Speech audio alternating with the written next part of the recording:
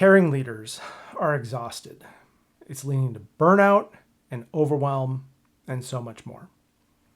Trauma stewardship offers us some practices to be sustainable in the way that we care for ourselves, care for others, and lead others while still being caring. Today, I want to talk about trauma stewardship, differentiate it from trauma-informed care, and talk about practices for yourself and for leading others.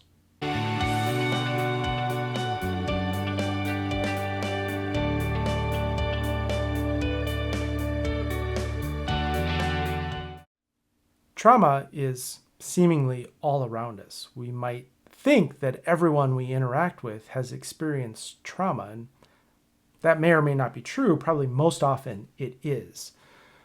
And so how do we interact with people who may or may not have experienced trauma in ways that we may or may not know what that is? You may not know that the person in your passenger seat of your car was in a horrible car accident when they were 7. You may not know that the person you're providing a performance appraisal to experienced deeply degrading and dehumanizing feedback from a parent when they were teens. All of this can show up. So trauma is a distressing event that has impacts in the long term. It is a distressing event that has long-term impacts. So a distressing event might affect you immediately following and in the short term, but trauma is when it continues to have an impact on you. Trauma can be from systems of oppression. It can be historical trauma. It can be local and global inhumanity, interpersonal harm and violence, and so much more. Trauma stewardship is a great concept and a book from Laura van Dernoot Lipsky. She wrote this book with a colleague, Connie Burke, who kind of urged her to do it and kind of shepherded it through a process.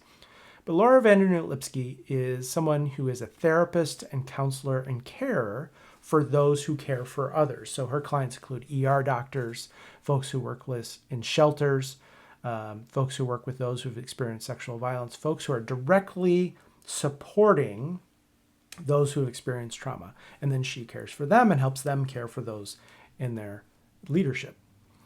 So I want to point out 3 things today. The difference between trauma-informed care and trauma stewardship, both super helpful.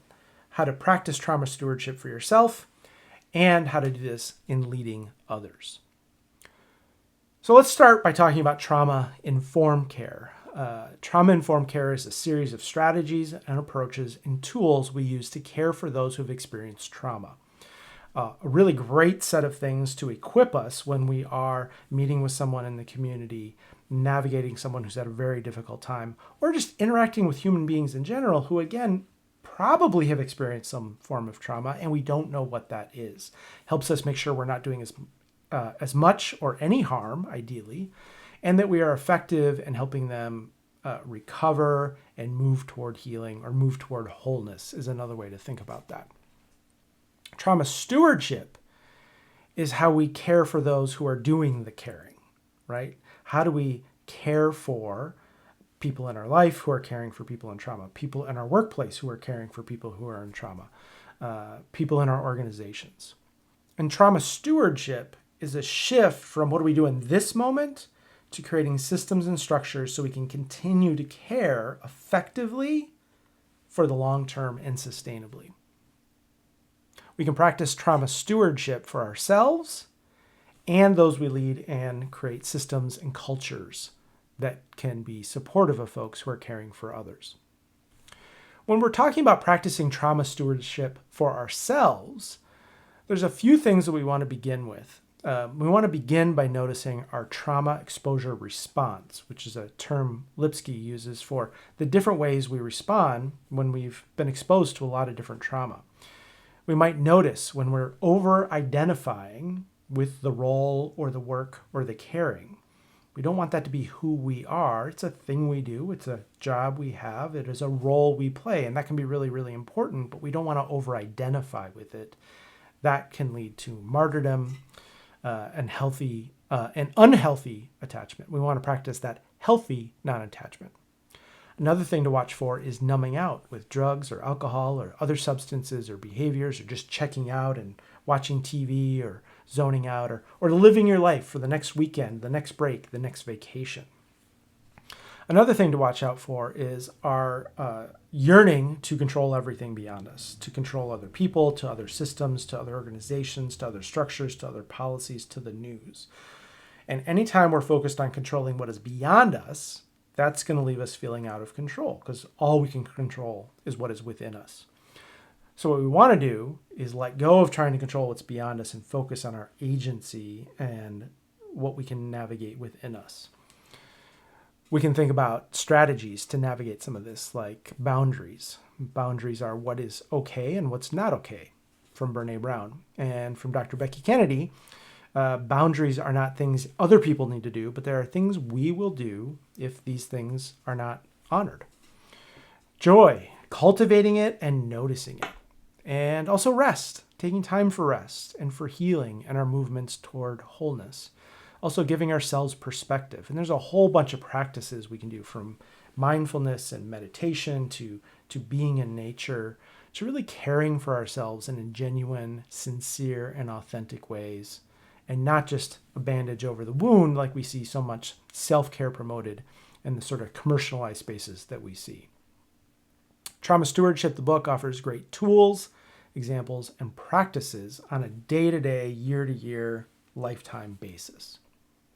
And third, I want to talk about trauma stewardship in leading others. This is a model that can be really helpful to managers and supervisors, and also to leaders, right? And I think about managers and supervisors who may be working with a number of folks who are caring for those who are experiencing trauma, but leaders might be thinking about broader at the organizational or at the cultural level to move toward trauma stewardship and not martyrdom, burnout, and overwhelm. There's lots of different ways we can do this by just caring for folks, building in check-ins, normalizing boundaries, really valuing, uplifting what people are doing to tend to their mental, emotional, and physical well-being, and building in time for reflection as part of the job, not something you do outside of the job, so we can not just have this trauma happen to us and be exposed to us, but also we can process it, meaning make, and integrate it into us in our wholeness. We can also create cultural shifts from urgency and overwork to sustainability and genuine care. And those cultural shifts are really made through stories, through rituals, and through artifacts. So remember, the difference between trauma-informed care are really useful tools when we're dealing with those who've experienced trauma, and trauma stewardship was a set of tools and practices and approaches that helps us care for those who are caring for those who have experienced trauma.